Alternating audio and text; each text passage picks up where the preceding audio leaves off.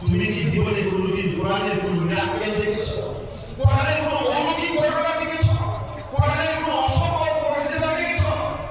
খালি আব্দুল বাসিত ইবনে আব্দুস সামাদ বললেন, সাংবাদিক ভাই, আমি আমার জীবনে পৃথিবীর অনেক দেশে, অনেক প্রান্তে, অনেক শহরে, অনেক পরিবেশে আমি কোরআনের তেলাওয়াত করেছি, কোরআনের আবৃত্তি করেছি। আমি আমার জীবনে বেশ অনেকবার কোরআনের মুজিজা দেখতে পেয়েছি, কোরআনের অলৌকিক বস্তু দেখতে পেয়েছি। তার মধ্যে একটি উল্লেখযোগ্য ঘটনা হলো তৎকালীন যুগের মিশরের রাষ্ট্রপতি ছিলেন জামাল আব্দুল নাস। জামাল আব্দুল নাস একদিন সোভিয়েত ইউনিয়নে সফর করবেন। তৎকালীন নাম সোভিয়েত ইউনিয়ন, বর্তমান নাম রাশিয়া। তৎকালীন কমিউনিস্ট সরকার সোভিয়েত ইউনিয়নে রাষ্ট্র সফর করবেন। জামাল আব্দুল নাস তার মন্ত্রী পরিষদের সদস্য সাথে ওয়ার্ল্ড ফেমাস তারিখ আব্দুল বাসিতকে সাথে নিয়ে সফর করলেন।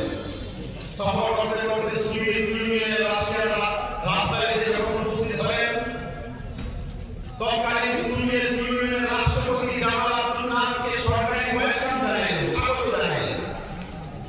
তখন জামাল আব্দুল নাস রাশিয়ার রাষ্ট্রপতির সামনে তার মন্ত্রী পরিষদের পরিচয় দিলেন, তিনি আমার এই দপ্তরের মন্ত্রী, এই দপ্তরের মন্ত্রী, তিনি এই দপ্তরের মন্ত্রী।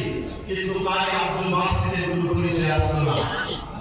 তখন সোভিয়েত ইউনিয়নের রাষ্ট্রপতি জামাল আব্দুল নাসকে তিরস্কার করে বলতেছে, জামাল আব্দুল নাস, তুমি তোমার সমস্ত মন্ত্রী পরিষদের পরিচয় দিলা, কিন্তু তোমার সাথে একজন ব্যতিক্রম আকৃতির লোক দাঁড়িয়ে আছে, পরনে লম্বায় জুব্বা, মাথায় লম্বা টুপি, তার কোনো পরিচয় দিলা না।